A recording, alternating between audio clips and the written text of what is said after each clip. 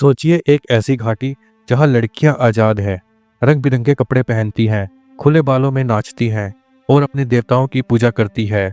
लेकिन वो देश पाकिस्तान है। ये कहानी है हिंदू कुश की पहाड़ियों में छिपी एक छोटी सी कौम की, जिन्हें कहा जाता है कैलाश ट्राइब्स।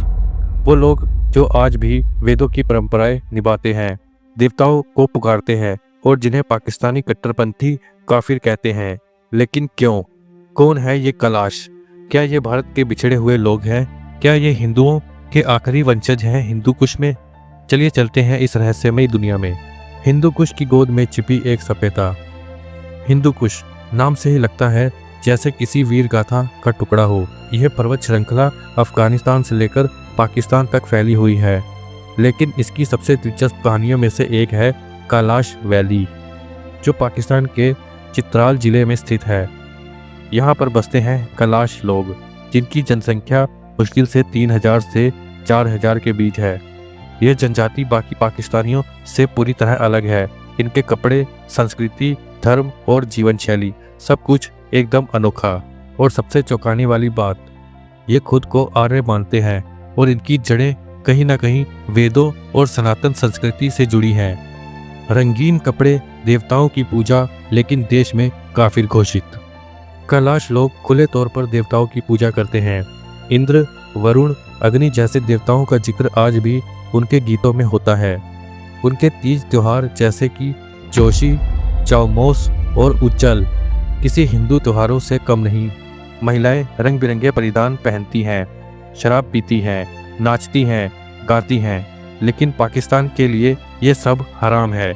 इसीलिए कट्टरपंथी मुसलमान इनको काफिर, मूर्ति पूजक और जहन्नुमी तक कहते हैं। आप सोचिए, जहां पूरे पाकिस्तान में धर्मांतरण की लहर चल रही है, वहां ये छोटी सी कौम हजारों साल पुरानी संस्कृति को अब भी बचाकर बैठी है। क्या ये हिंदू है? भारत से क्या रिश्ता है? कैलाश लोग मानते हैं कि उनके पूर्वज कभी भारत से यहाँ आए थे। उनके त्योहारों में गाय, दूध, अग्नि और मंत्र जैसे प्रतीक आज भी हैं।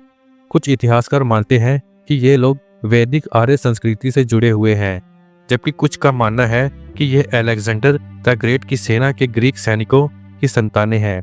लेकिन खुद कैलाश कहते हैं, हम सनातनी हैं। उनके गीतों में देवता, धर्म, कर्म जैसे शब्द मिलते हैं।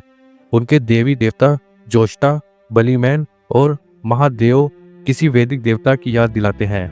पिछले कुछ सालों में कैलाश समुदाय पर भारी दबाव पड़ा है।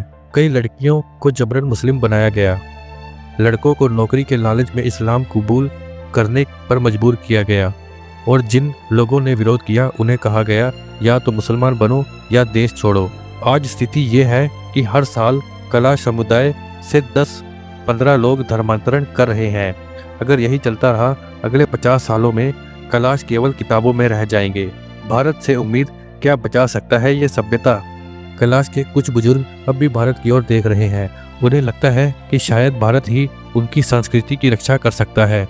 2017 में भारत के तत्कालीन विदेश मंत्री सुषमा स्वराज ने भी कहा था कि अगर कोई कैलाश भारत आना चाहे तो उनके लिए दरवाजे खुले हैं। लेकिन क्या ये मुमकिन है? क्या पाकिस्तान अपने देश के भीतर से हिंदू परंपरा के प्रतीकों को भारत आने देगा? अंतिम हिंदू, एक कहानी जो खत्म हो रही है। कल्पना कीजिए एक सभ्यता जिसने 3000 साल तक पहाड़ों में अपने धर्म और संस्कृति को जिंदा रखा बिना किसी बाहरी मदद के, लेकिन आज वो खामोश हो रही है। उनके मंदिर टूट रहे हैं, गीत गुम हो रहे हैं और देवी देवता अब सिर्फ कहानियों में रह गए हैं। कैलाश, हिंदू कुश के अंतिम हिंदू, अब सिर्फ एक प्रतीक बनते जा रहे हैं उस भारत की जो कभी वहां तक फैला हुआ था।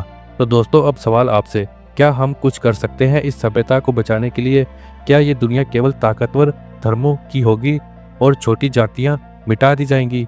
कमेंट में जरूर बताएं, क्या भारत को कैलाश ट्राइब को शरण देनी चाहिए या नहीं।